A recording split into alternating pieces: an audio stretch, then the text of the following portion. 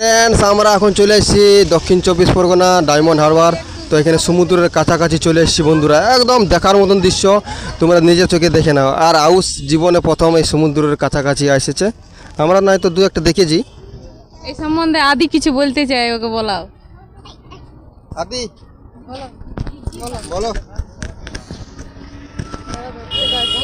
Hello বন্ধুরা, এই দেখো এই ওটাটা বললে একটা তিমি মাছ আছে, তাই এই যাত্রা আপনারা তো প্রতিদিন আমরা এখানে আসি জোয়াতে পারে, তো প্রতিদিন আমরা এখানে নৌকা চাপবো, তা প্রতিদিন আমরা একটু ঝাড় যাবো বোটে, তা আমরা ঘুরতে যাচ্ছি, ঘুরতে তো অনেক সুন্দর লাগছে।